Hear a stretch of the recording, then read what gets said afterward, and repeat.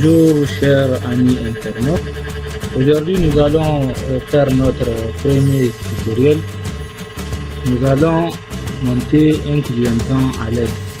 Mais pour ce faire, j'ai décidé d'abord de développer le circuit sur le logiciel qu'on appelle circuit Wizard. Circuit Wizard, c'est un logiciel de simulation électronique. Vous pouvez le chercher sur internet et le télécharger. Vous allez donc chercher le nom circuit Wizard sur Google. Google va vous permettre de le trouver facilement à la salle de recherche. Je l'ouvre. Nous allons créer un nouveau projet, mais Electronic Project, et OK. Maintenant, nous allons choisir les composants qui vont être utilisés dans la confection ou bien la mise en place de notre circuit. Nous avons besoin pour ce projet d'une batterie de 9 volts en courant DC.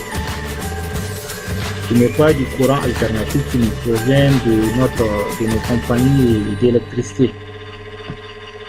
C'est juste une simple batterie.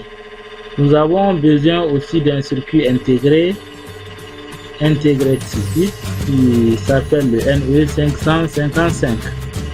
Nous avons besoin du NE557 qui est le moteur essentiel pour la formation ou la création de notre clienton à l'aide. Nous avons aussi besoin des résistances. Nous cliquons sur la partie résistor. Nous sélectionnons, on a besoin d'une résistance de 1 kg. Une résistance de 1 kg. Je vais changer la position de la résistance, c'est bon.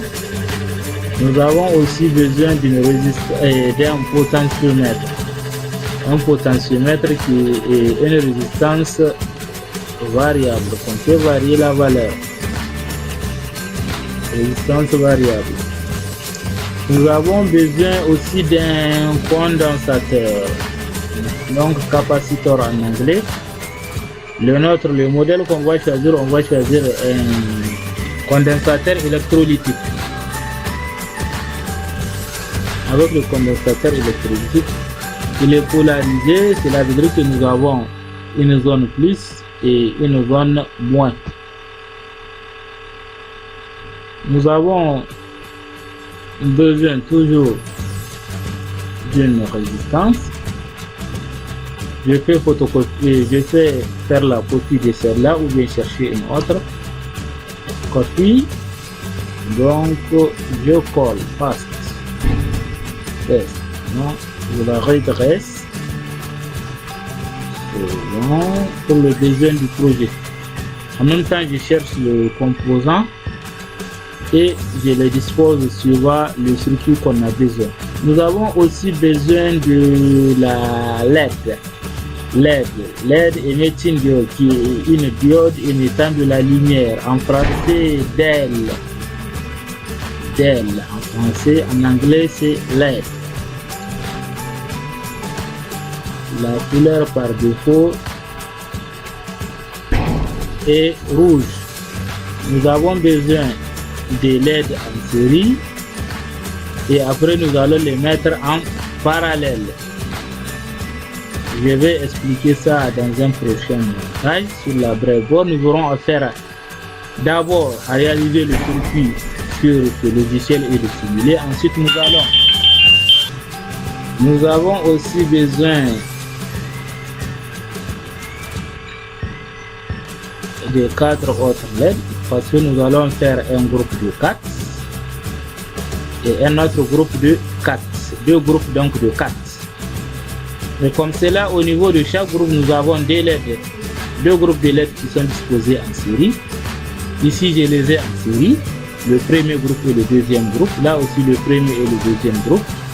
Maintenant, le fait de relier le plus au plus, c'est les mettre en parallèle. Les deux groupes sont mis en parallèle. Mais comme ça, la LED D5 et la LED D8 est en parallèle. La LED D7 et la LED est en série. La LED D7 et aussi la LED D8 sont en série parce que il y a le borne plus de la LED qui est connectée à la borne négative. La borne négative est connectée à la borne positive. On dit qu'ils sont en série. En tous les cas, j'essaierai de faire de mon mieux au niveau du montage sur la breadboard. Pour avancer en électronique, on a besoin normalement de passer du circuit au montage sur la breadboard, qui est une sorte donc de simulation, une sorte de pratique. Là, je les mets en parallèle. Elles sont maintenant, les deux groupes sont en parallèle. Là aussi, je les mets en parallèle. Pour le besoin de mon circuit, donc je sais que le condensateur, le capaciteur ou condensateur en français électrolytique, la borne plus du potentiomètre et bon, pas la borne plus du condensateur devrait être connectée à une des bornes au niveau du potentiomètre. Le potentiomètre, normalement pour la majeure partie des potentiomètres, nous avons 3 pins. Nous allons choisir un des pins de notre potentiomètre pour le connecter à la borne plus du condensateur. Comme cela, un des pins du potentiomètre va être connecté à une résistance. C'est une résistance de 4,7 kg. Nous allons plus tard changer la valeur.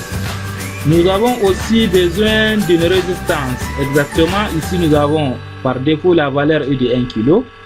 Nous avons besoin de cette résistance de 1 kg. D'abord, nous allons connecter le pin 2 au pin 6. Maintenant, le tout va être connecté à la résistance de 1 kg. À la résistance de 1 kg, et cette résistance de 1 kg va être mise donc à cheval entre le potentiomètre et le condensateur et la borne plus de notre condensateur. Ici, la valeur est de 1 kg, or que nous avons besoin d'une valeur de 4,7 kg. Donc on clique là-dessus pour changer la valeur. Nous voulons une valeur de 4,7 kg. Ce n'est pas une virgule, mais plutôt c'est un point. Nous avons notre résistance de 4,7 kg. Maintenant, nous avons le pin 7. Le pin 7 du NE555, il va se mettre lui aussi à cheval entre notre potentiomètre et la résistance de 4 kg. Comme que le potentiomètre a 3 pins, le pin du milieu, il va être connecté au niveau de ce point.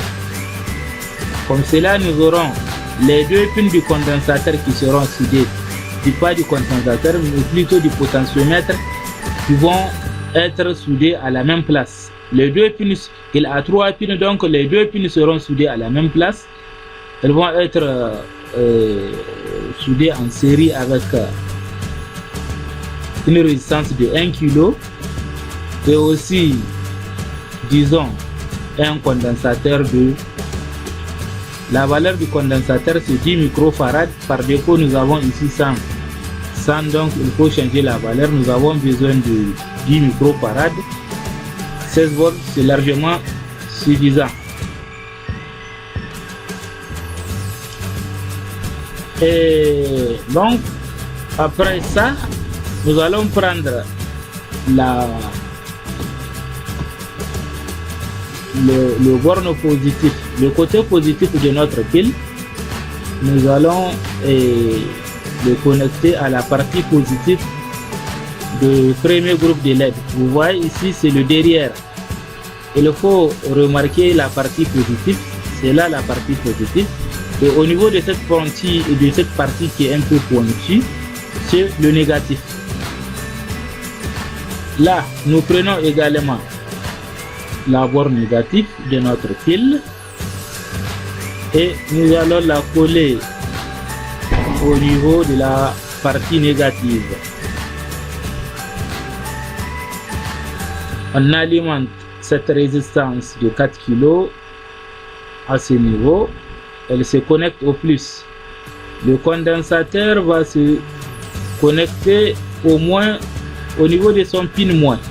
Le 1 également va se connecter au pin moins. Le 4 et 8 doivent se connecter au niveau de la partie positive de la batterie. Nous avons le pin 3 qui va être connecté à la fois au plus et au moins. Pourquoi au plus et au moins des deux groupes? Nous avons la terminaison de ce groupe de LED qui sont terminés donc en moins. Ici c'est une LED, le bout pointu se trouve ici. Là aussi nous avons le bout pointu, donc c'est le côté moins qui va être relié au pin 3 de notre circuit intégré. Là aussi nous prenons la partie plus qui est connectée ensemble et nous le connectons toujours à ce 3. Comme cela, le 3 connecte à la fois la partie négative et la partie positive. La partie qui est positive. Voyons voir s'il n'y a pas quelque chose à rectifier. Donc par défaut, la valeur de ce potentiomètre est de 50 kg, mais on peut aussi utiliser un potentiomètre elle est de 100 kg, on peut utiliser un potentiomètre de 50 kg. Au niveau de mon stock, j'ai un potentiomètre de 100 kg, donc je vais l'utiliser et ça marche. Je pense que ça doit marcher. Je pense que tout est ok, tous les éléments sont connectés. Si je n'ai pas oublié, nous allons lancer la simulation, voir si tout est ok. Mais avant de passer à la simulation, je vais changer la couleur de la fenêtre en cliquant ici sur Logic Level. Donc vous voyez ce noirci. Bon, il y a quelque chose que j'ai oublié, il faut changer la couleur de la LED. Si les autres, au niveau du premier groupe, nous avons des LED rouges, ici il faut la changer à LED verte. Donc en anglais c'est green. I have to change it to green color. Yes, green color. La couleur est verte, c'est ok. Maintenant j'ai 4 LED vertes et 4 LED rouges. Je vais maintenant passer à l'étape de la simulation. Je vais lancer la simulation. On clique ici sur Run. Run qui veut dire démarrer. Vous voyez, c'est ok, ça fonctionne. Et virtuellement, on a réalisé notre clientin à l'aide. Ce logiciel, c'est un logiciel vraiment, il est très bon pour les débutants parce que rien qu'ici en assemblant les composants, si vous mettez en marche le circuit et que vous voyez que ce circuit fonctionne, cela veut dire que ça vous avance en électronique. Déjà, vous commencez virtuellement à apprendre l'électronique. Maintenant, vraiment pour apprendre dans l'électronique, on ne va pas se focaliser uniquement sur ce logiciel. Nous allons passer à la phase pratique. Et aussi, la phase pratique, il y a une phase qu'on ne devrait pas sauter. Il faut passer à la stade donc d'essai sur la breadboard. La breadboard donc en français c'est planche à pain. Elle permet de réaliser un circuit sans pour autant souder les composants, en essayant de les insérer sur des trous qui sont disposés horizontalement et verticalement. Vous voyez, le circuit marche parfaitement. Je vais essayer de changer la valeur du potentiomètre. Vous allez voir ce qui va se passer. Nous allons de ce côté. Vous voyez, ça marche. Et normalement, au moment où nous allons passer à la phase pratique, vous allez voir, on va agir sur le potentiomètre. Vous allez voir que ça va changer et l'animation de notre clientin à l'aide. Vous voyez comment on arrive jusqu'à une vitesse où la personne ne peut pas percevoir